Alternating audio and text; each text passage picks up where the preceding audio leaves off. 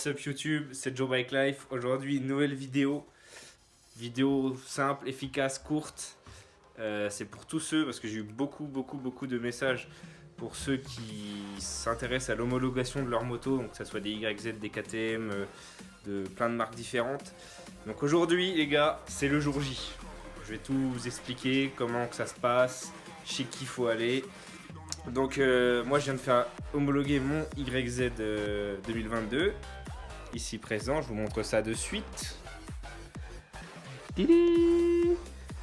Et donc voilà, donc chez qui j'ai été chez Kicks. Donc à noter que Kicks c'est une des rares entreprises en France à homologuer les 125 YZ. Les vraies homologations je parle. Après les plans que je vous avais partagés sur Snap, c'est des homologations agricoles disons. Mais bon, ça passe quand même. Mais là, c'est une vraie homologation carrée où tu as tout, tu as l'éclairage, le klaxon, les clignotants, le rétro, le compteur. Tu as tout qui fonctionne. Bon, le seul point chichiteux, on va dire, que c'est la roue arrière qui devrait être en 18 et qui reste inchangée. Mais ça, en vrai, on s'en branle un peu. Donc voilà, donc chez Kicks, donc c'est à Paris. Je vous mettrai la grille tarifaire. Alors elle apparaîtra à l'écran juste après ça. Et voilà, donc là je suis en train de voir avec eux pour peut-être faire un partenariat pour que vous puissiez profiter d'un tarif intéressant si vous venez de ma part chez eux. En tout cas voilà, donc à noter que pour une YZ, quelle que soit l'année, hein, à partir de 2005 en tout cas, c'est 1590 € l'homologation. Il vous place donc un compteur. Donc ça sur les nouvelles versions d'homologation, il te donne un compteur Tritech avec un câble qui vient là, tac, un aimant qui vient se foutre dans les BTR2 du disque. Il te change, donc t'as un faisceau électrique évidemment.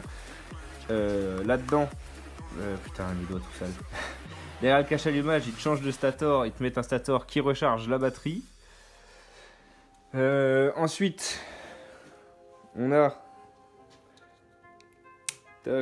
un bouton là pour allumer le contacteur, plein phare, croisement, klaxon, le coupe-circuit basique, les clignotants, l'autre clignotant, le compteur comme tu peux le voir, nickel. Bon là la plaque phare, ils mettent ça, après libre à toi de mettre ce que tu as envie, comme moi je vais vous montrer juste après.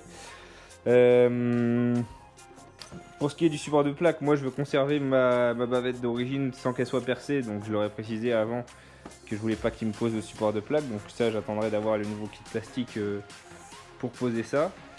Que dire d'autre? Un contacteur de stop qui vient ici. En fin de compte, quand tu appuies sur la pédale forcément ça illumine le feu arrière, et je vais vous enlever la selle pour vous montrer ce qui se passe là-dessous. Donc en dessous, ce qu'on retrouve, le compteur d'heure pour ceux qui ont suivi l'ancienne vidéo, donc ça c'est moi qui l'ai installé, hein, aucun rapport avec l'homologation. A noter que dans le compteur là, ici présent, il me semble qu'il y a aussi un compteur d'heure. Une batterie lithium de petite taille, donc ça c'est pareil, ceux qui font des homologations, évitez de laisser la moto pas démarrer avec le contact parce que ça se bouffe assez vite quand même ces petites batteries là. Et là, dédicace à mon petit Coco qui m'a bien rangé les fils comme il se doit. Donc comme je vous le répète, vu qu'il m'a pas percé la bavette, il m'a préparé tous les fils pour les clignotants, donc 2 fils de chaque côté.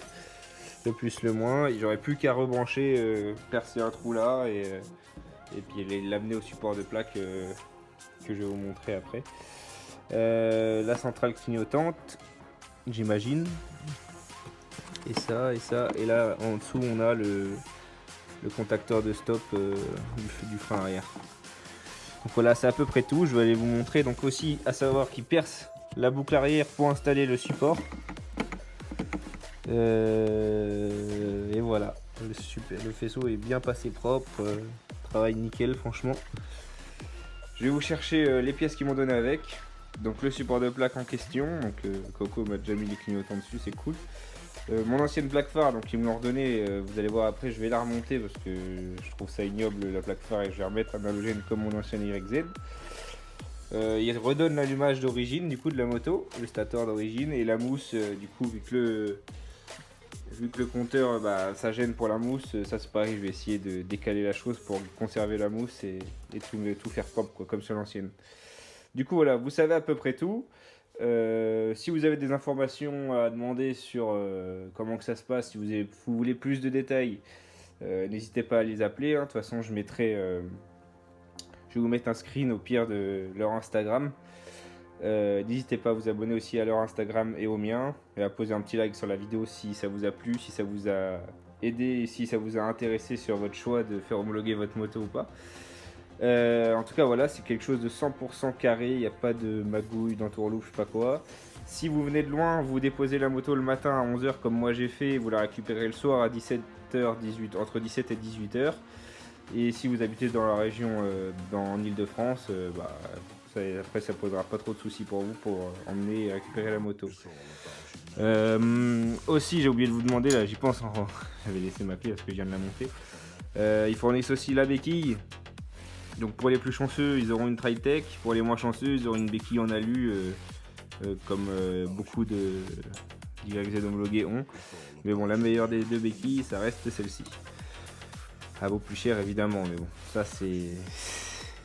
faut avoir de la chance. Du coup voilà les gars, si vous avez des questions, n'hésitez pas à m'envoyer un message sur Instagram, j'essaye de répondre. Après bon, évitez de poser des questions bêtes avant de poser votre question. Vérifiez bien si j'en parle pas dans la vidéo, mais je pense à peu près avoir fait le tour. Pour l'assurance, moi je suis chez la Massif, et pour vous donner un ordre d'idée, bon j'ai 6 ou 7 ans de permis, mais je paye 15 € je crois en tout risque. Donc tiers plus pardon, mais bon en tout risque c'était à 17 €. Mais bon, inutile d'assurer un truc comme ça en tout risque en sachant que tu tombes souvent et que les carénages ça vaut pas grand chose.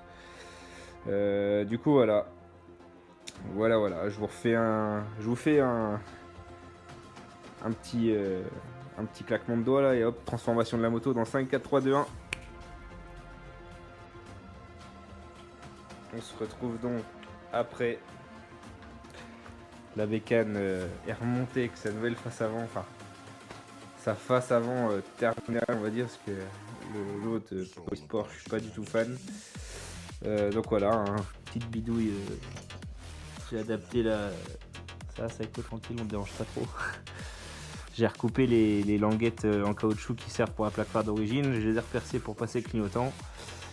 Le petit halogène comme sur la 2020. Bon, il me reste encore un Rislon à mettre là, tu vois. Toc. Pareil pour de l'autre côté. Et puis le compteur, je l'ai un petit peu décalé.